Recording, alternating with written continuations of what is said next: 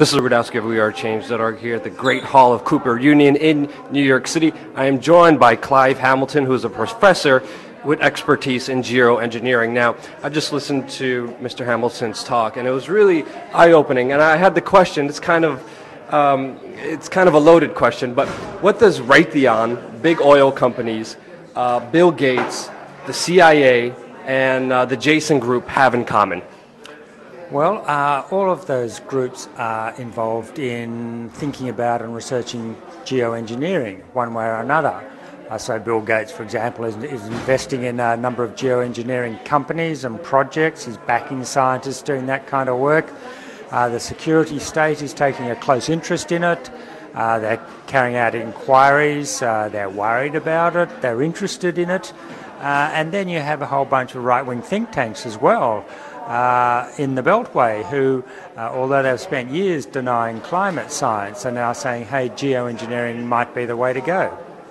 There are it's a large group, but it seems like the groups have one common denominator, is that usually they don't always have the public interest, in their perspective, in their kind of lock.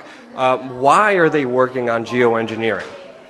Well, I think their reasons are very mixed. The whole thing is driven by some scientists, some very eminent and capable scientists, and they've started working it basically because they are completely freaked out about climate change.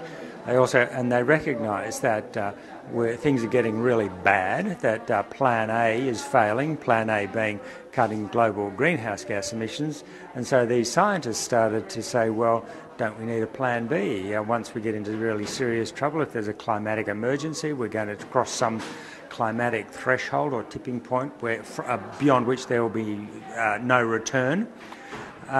What should we do? Can we have some other way of tackling climate change if we get into this kind of emergency? And so they began talking about, for example, a sulfate aerosol shield that would reflect some sunlight back into the atmosphere and cool the planet.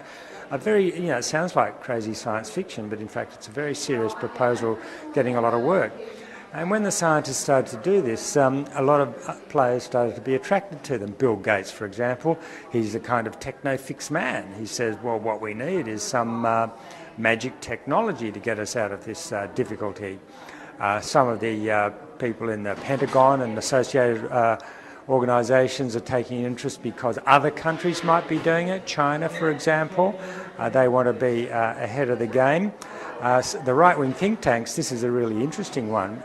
They deny climate science, but they're interested in geoengineering, and it reveals something very important about climate science denial, and that is that it's not about the science. Attacking the science is really, for them, collateral damage to defend their ideology, and their ideology is the kind of thinking that likes geoengineering if it means controlling nature, if it means defending the economic and political system, if it means protecting the oil companies from a devaluation of their assets. They like that kind of solution to climate change rather than carbon taxes and restrictions on what we can consume and destroying 80% of the asset value of Exxon. So you can see politically why conservative think tanks and in private some Republican politicians are talking about geoengineering as an answer to climate change. Do you think this sulfate arrow kind of spraying is possible? Do you think it's going to happen anytime soon? Well, it's certainly possible. I mean, there's no doubt it will work. And the scientists are confident it will work because of volcanic eruptions. Large volcanic eruptions spew huge amounts of sulfate particles and ash and so on into the atmosphere, and it's been known that these big eruptions do actually cool the Earth.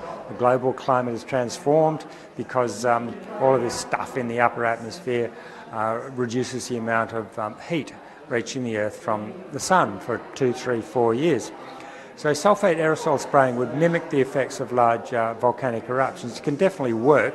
Of course, there would be a huge amount of unintended consequences. You might cool the planet, but all sorts of other things like making the hole in the ozone layer bigger, like stopping the Indian monsoon, which is necessary for 1 billion people to eat. These are the kind of consequences that may also happen. So yes, it can definitely cool the planet, but it's an enormously risky thing, and if we ever get to that point of actually doing it, then we really are in deep, deep shit.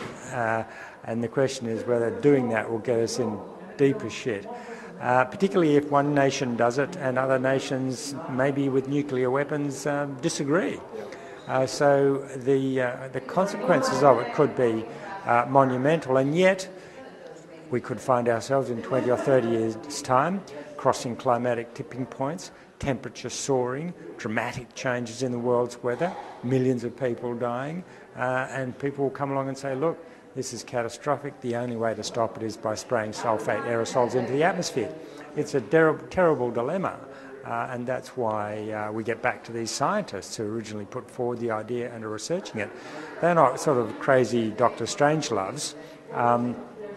Actually, some of them are, but some of the others are, very genuine people deeply concerned about the environment. So it's an awful situation we find ourselves in. So is it safe to say in the possibly near future, mega corporations, oil companies will be doing geoengineering? Is it possible? I don't think we'll ever get to the point where mega corporations are engaged in geoengineering. It's only a government, a state, that would do that. There is a bit of concern about rogue billionaires just going out and doing it. But it's also true that fossil fuel corporations have taken an interest in geoengineering, and quietly behind the scenes they're dipping their toes in the water and funding this project and that. But the big mega geoengineering projects like sulfate aerosol spraying, I can't ever see a fossil fuel corporation doing that. That's something that governments and militaries will get involved in if it should come to that. And I should say, I actually think it's likely that will happen. And even though I say that with great trepidation, I say it because we're not doing anything significant about climate change. And this so-called pause that we've seen in global warming is in all likelihood going to come back and bite us very hard very soon, and then we really will be in trouble. Can you tell us about your book and tell us where people could find out more information about you? The book is called Earth Masters, The Dawn of the Age of Climate Engineering, published last year by Yale University Press, and you can buy it in any good bookshop, or if you're desperate, I'm sure you can buy it on Amazon as well. And it'll tell you everything you need to know, including the science, the politics, and the ethics of geoengineering.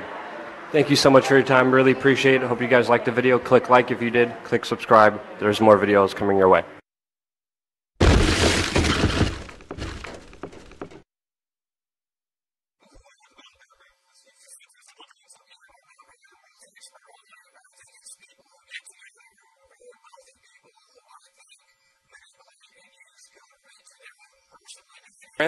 Get the remainder of those. You were willing to talk to me before I brought up Bilderberg. It's a very serious concern.